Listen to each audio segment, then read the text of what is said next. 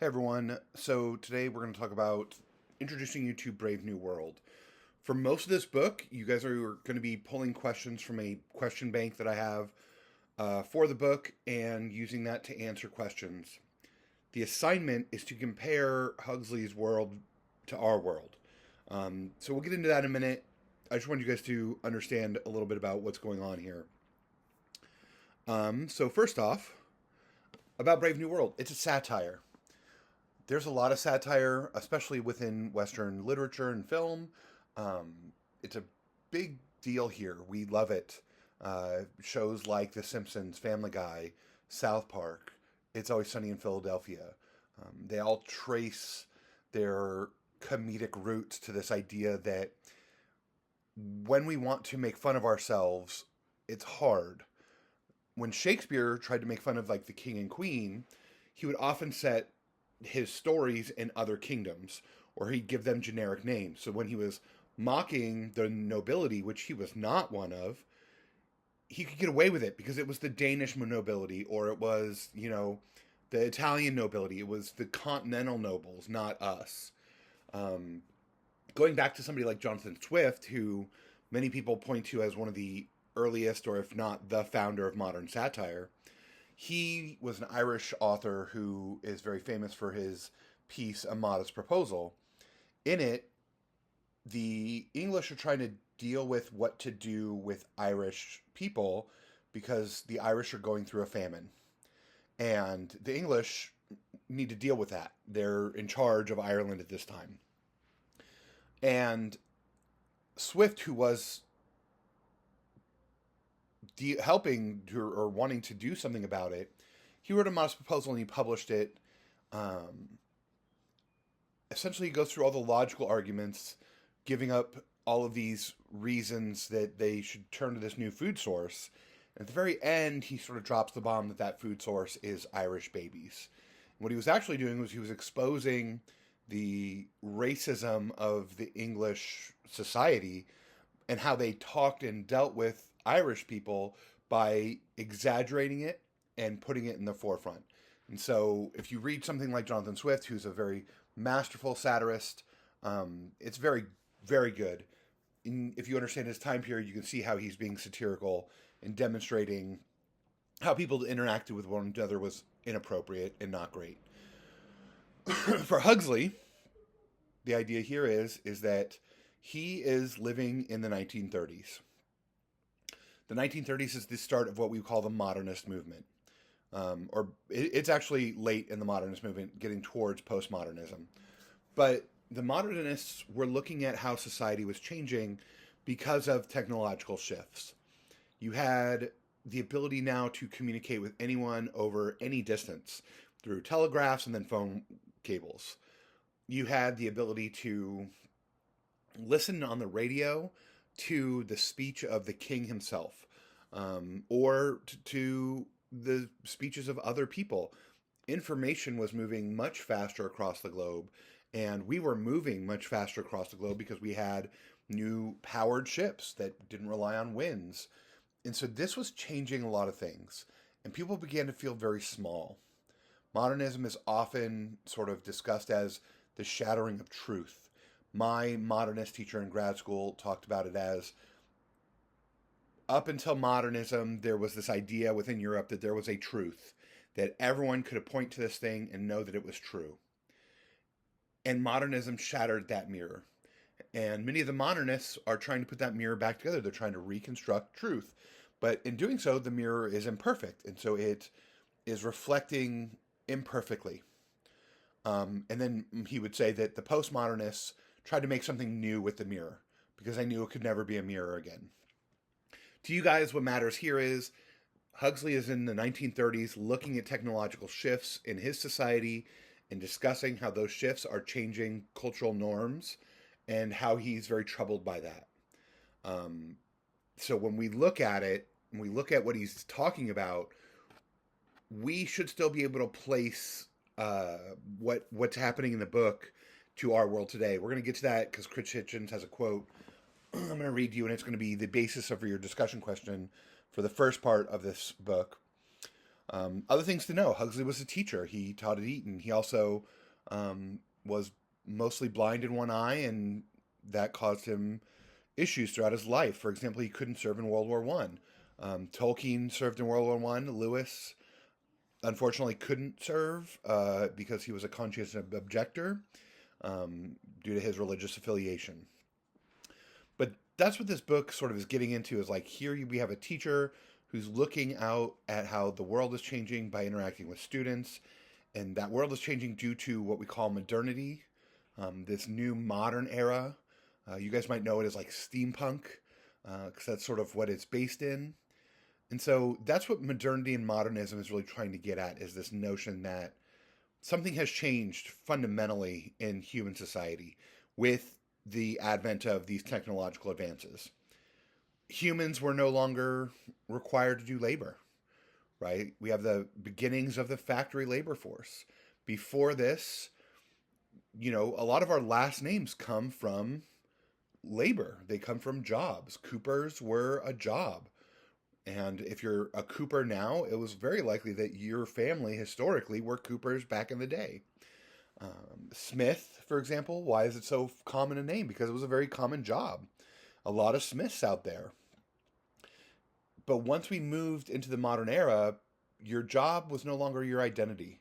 One of the questions I ask my in-person classes about this is very much about your parents and how many of your parents identify with their labor.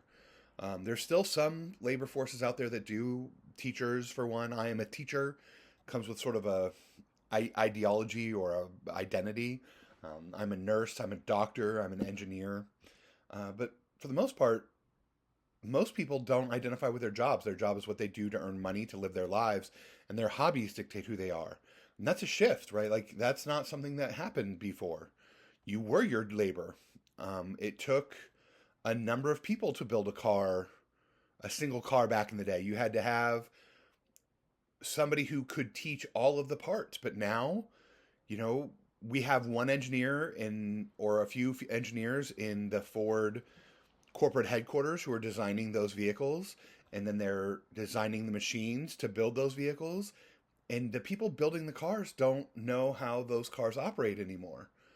In terms of all of the new technologies are being put into it. We hear about them, but it's become sort of a repair issue if you're into the right to repair movement. Huxley is also going to use this idea of spectacle and entertainment. It's a very interesting idea. It's one that I'm very fond of because we use it a lot. I talk about it with movies or TV shows, where what is the point of this movie or TV show? It is just spectacle and entertainment.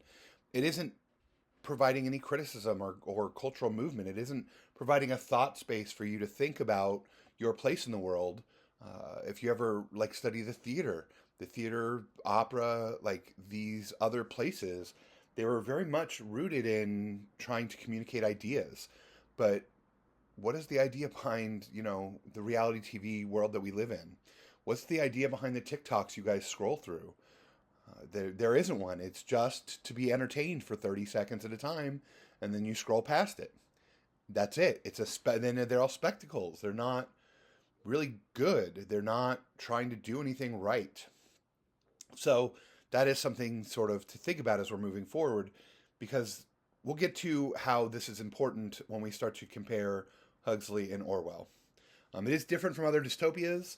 We're going to get more into that from Huxley and Orwell, but some things you'll notice is while they are sort of indoctrinating or conditioning children through classical conditioning techniques that you're all familiar with from other dystopias, you'll notice that there's no police.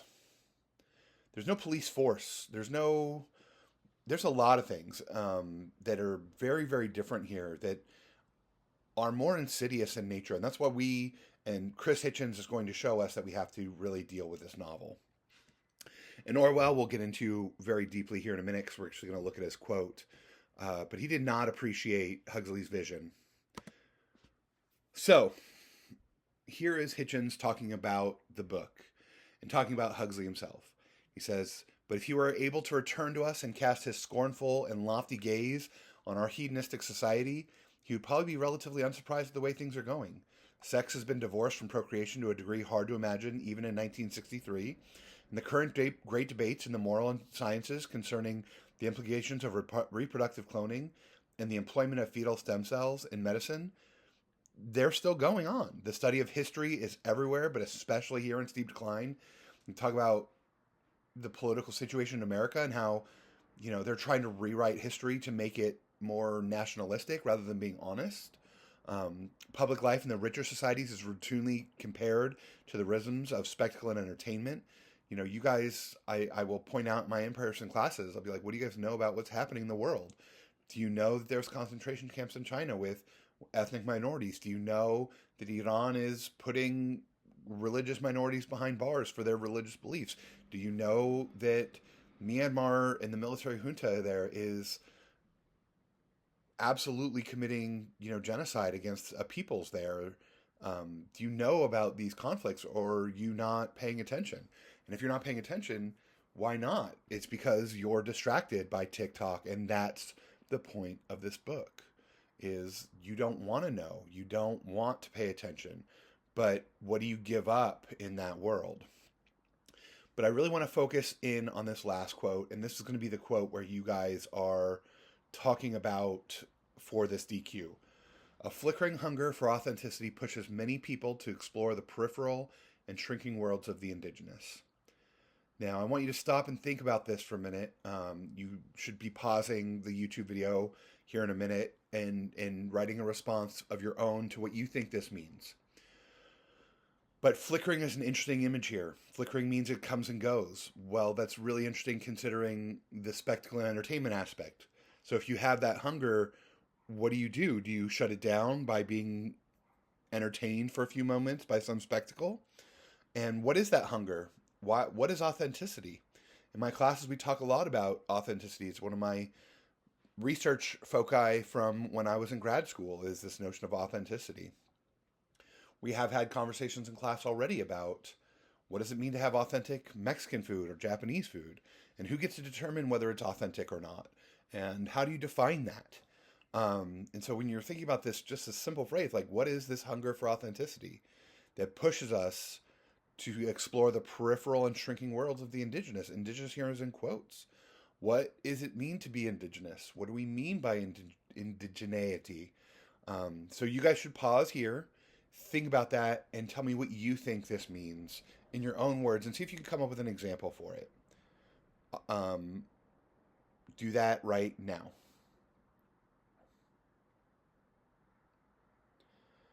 So hopefully you've completed that step. Here's where I want to start thinking about it, because I think it is still very effective. And when I look at media today, I see it in so many media outlets. Every few years, there's a new book that sort of touches on this, right? Books like Eat, Pray, Love, or there's the book about hiking the Pacific Northwest Trail, where it's generally these books are geared towards women, and they're about finding yourself. But where do you find yourself? Eat, Pray, Love is like Indonesia and India and like Malaysia or something like that, or Singapore. Why did you have to go there to find yourself? The Pacific Northwest Trail is about being out in nature. From the sort of gendered male perspective, because that's my perspective, I always look at Wes Anderson films. I don't know if you're familiar with them, but books like, or movies like The Darjeeling Limited, or this Life Aquatic with Steve Zissou, where we have men. Moonrise Kingdom is another great example. It's one of my sister's favorite movies, but we have men who are feeling a loss of some sort, and they can put their finger on that loss, and they look outward. But what's very interesting is in all these movies, what is found is inward. In all of these books, what is found is inward.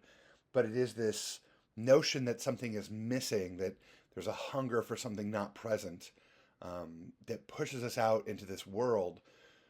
Here's how I will put it for the rest of our reading of this book. Progress is defined as moving forward, but it requires something to be left behind. So if you think about Alexa, for example, and you think about what you... I'm not quite sure how to help you with that. There you go. If you think about how it helps you, how it serves you, how you get whatever you want at a moment's notice. I know that I just had to order a copy of this book because I lost my copy, and it'll be here tomorrow. But what have we lost, right? There's no more bookstores, really. I live in West Seattle. There's amazing bookstores here, but they're so crowded for space that it's not like it was in the old days where I could sit in a Barnes & Noble and read for hours at a time. So we've lost something to get that something else. That's what this is very much about to me, is as we progress through modernity, as we move forward with technology, we weren't really paying attention to what we lost, and we lost touch with what it means to be human. There's a great philosophical idea called post-humanity that's trying to understand philosophically what it means to be human in a technological society, because it's very difficult. So there's some interesting things here about how this all works, because we have to talk about what did we lose. I'm the first person to say, you know what I love? I love going to Panera Bread. I love sitting down at a table. I love ordering from my phone. I love putting my headset on and working without being bothered. I don't even care that the food is okay, that there's better restaurants, that those restaurants require me to deal with people. And there's something just amazing about being able to go into a place and not have to deal with anybody, that everything is just sort of brought to me. But again, what am I losing in order to get that? So those are the kinds of things we're going to talk about, because I think that as we get through the novel, you're going to notice things are missing. Things like liberties and freedoms. And you're like, why is it this way? Why is it this way? And you have to realize that in order to live the lives they live, they had to give it up. But how are we not also giving those things up in order to live the lives we want to live? And that's why this novel is so important. So as we continue, just keep that in mind. John, who is the main character you'll meet in chapter 7-ish, he is going to present it as, he's being presented as, number one, a Christ-like figure, a messianic figure, but in a very negative light. There's a little bit of a foreshadowing in that idea. But when John enters the novel, you're meant to see him as a character who is like us, stuck between a meaningful past and a meaningless future. By meaningful and meaningless, we're not talking about personal. We're talking about these big abstract ideas like art, like commentary, right? What does it mean to be human? I'm going to talk about it in one generation. We're talking about over multiple generations. John comes from a culture where he is ostracized in both cultures, just to be very clear. But he comes from a culture where meaning is so deeply rooted in experience that it's burdensome, right? In order to become a man, you have to do like 5 things. In order to marry a woman, you have to do all these things, right? When all of those things are meant to be representative of values and love and all this. And when it comes to modern society, they got rid of all of that burden, but they also got rid of all the meaning. And so as we move forward, like, just think about that. One of the questions we'll ask when we get to him, Lenina, is Lenina and him trying to talk about what he has to do to be in love with her, to marry her. He's like, I'd kill a lion for you. And she's like, but why would you do that? And if you think about, well, what does that mean? What is that about? And you think about, well, what do we have that's like that? And you think about, you know, many of you guys are still in high school and you're going to proms and you're going to homecomings. Does it matter who asks you, or does it matter how they ask you? And why does it matter how they ask you? If it's not a spectacle and entertainment, does that diminish the quality of the partner? Because in many places in American society, we see it does, right? If you're not asking the right way, and if you're not asking online, and if you're not asking under videotapes and influencers and all that, then why are you even asking? There's a great Black Mirror episode about this where the woman is getting married and she asks her best friend from when they were young to come. And it's all about clout. It's all about internet clout. It's all about likes. And that's what the whole thing is about. She doesn't care about her friend. And so that's what we're getting at here is, like, as we move forward, what are we giving up? Paying attention to that is a question I'm obsessed with. So let's compare these books, right? For Orwell, danger comes from the state. The state is all controlling, all consuming. But for Huxley, the danger comes from the citizenry, right? This image that you're seeing here is called the panopticon. It's an old prison idea that sort of just says if you build a circular prison with the cells that are facing inward and a central tower that the prisoners can't see into, but the guards can see out of, the prisoners will always feel being watched, and having felt being watched will not act up because they think that they're going to get caught. But that also means that you don't need a prison guard, because it's just that sense of being watched that regulates behaviors. In technology terms, we can start thinking about the panopticon as, all your devices are being watched. They're all being tracked. Everything you do is tracked on the internet. Everything you do is easily found on the internet. And we can look at their society where they didn't need a police force because everyone regulates everyone. There's no need for police, right? Like the people are the regulating force, and it's crazy.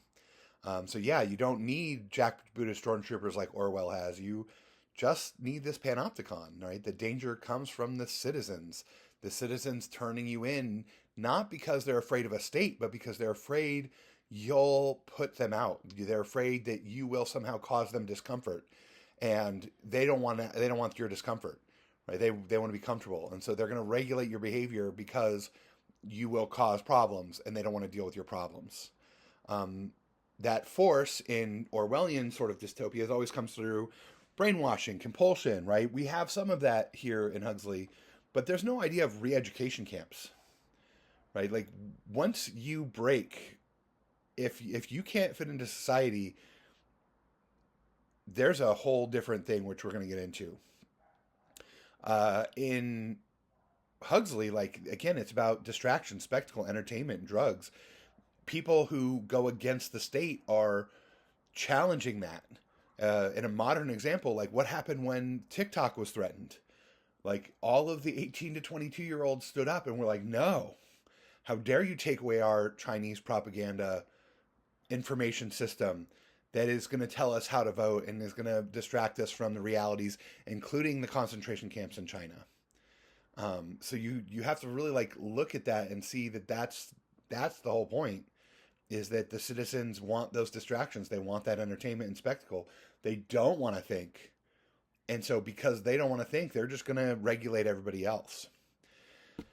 So in Orwell, it's always about eliminating that rebellion through re-education camps and violence.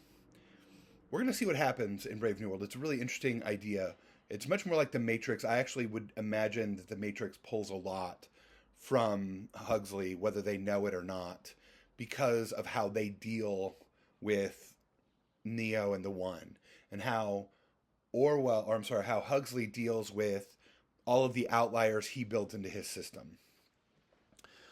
This is what Orwell says, and you can start to see how he feels about it. He says, here the hedonistic principle is pushed to its utmost. The world has turned into a Riviera hotel.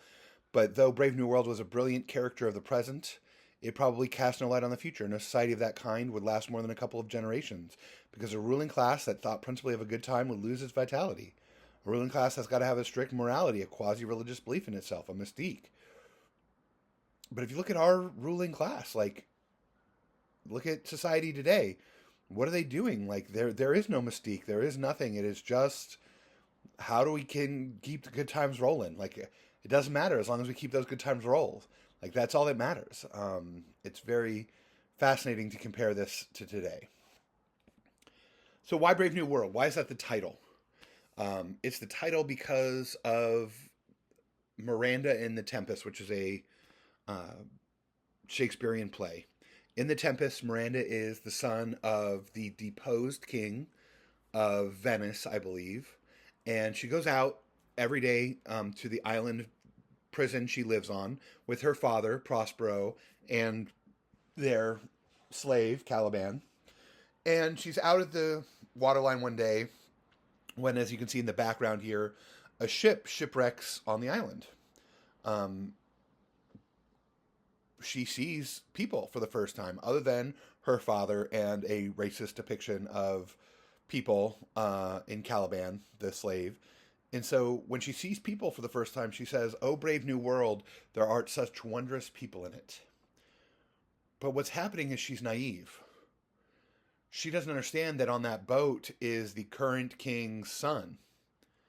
And if he comes and he finds out who Prospero is, either he has to die, who she's going to fall in love with, or her dad has to die.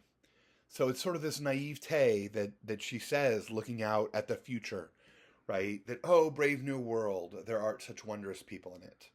Um, it matters because that's John. John is Miranda living in a reservation full of meaning that he is ostracized from. And he hears about London, and London is painted as this picture. And when they come and they start to pull him away, he says, oh, brave new world, there are such wondrous people in it. But as he comes to understand London society and all of its problems and all of its issues that he wants nothing to do with, that meaning changes because he is losing that innocence over time. It's a great way to track his understanding of the world is to track when he says it, kind of like tracking the thing around your neck. When she keeps saying the thing around your neck, and every time it changes what's happening, and it's sort of indicative of her mind state. So that's why Oh Brave New World is something to pay attention to as we move through the novel. The last thing that Hitchens says, or one of the last things that Hitchens says in his foreword is this: the search for nirvana, like the search for utopia or the end of history or the class of society, is ultimately a futile and dangerous one. It involves, if it does not necessitate, the sleep of reason.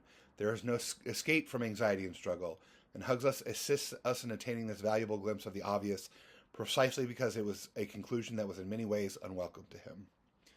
And what Hitchens is trying to say is, as we read this novel, like, you look at the society and it has everything you want, but it came about in all the wrong ways, right? Like, nobody here really works.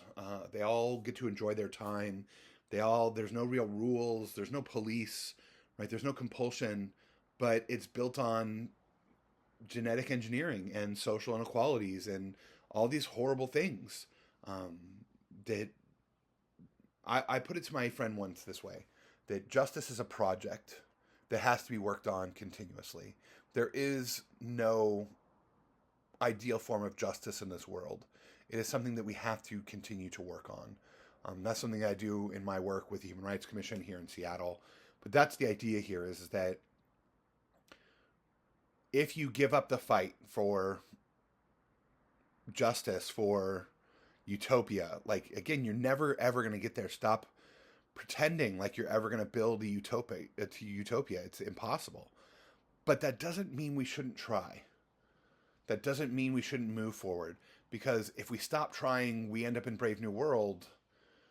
We end up in a seeming utopia.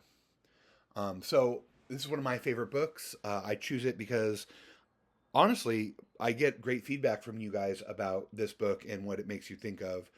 Some things to just keep in mind. Huxley is trying to shock you. It is very shocking to hear about children being conditioned to sexually harass and assault each other. There are sexual assaults within the book. There is mentions of suicide within the book. And on that note, please know that if you're ever struggling with those kinds of things, please reach out and talk to us. All teachers that I know at our college very much care about you guys, including myself. So just keep that in mind as you move forward.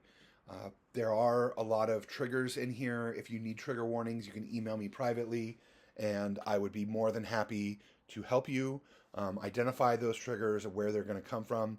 You could also be reading the questions and seeing where the questions are sort of leading to those points. But as we move forward, just keep that in mind. Some other things about the book: while the book has sort of these weird gender things, something to pay attention to is that they all objectify each other all the time. So while there is sort of a male dominance in this book, the women are just as objectify the men just as much as the men objectify the women. There's a heteronormativity to the book. It was 1930. I don't know what else to say about that other than it was 1930. So just keep that in mind. Like, those things are just relics of their time. But as we move forward, what's important is how he is satirizing these ideas from our culture and trying to show them in his book, because they're lessons for what to do and what not to do in the future. If you have any questions, comments, concerns, feel free to hang out or email me, rather. Send me a message on Discord, whatever we can use to chat. and I'd be more than happy to talk to you guys about it. Have a great afternoon or evening or morning, whatever it happens to be when you're watching this, and I hope you enjoy our book.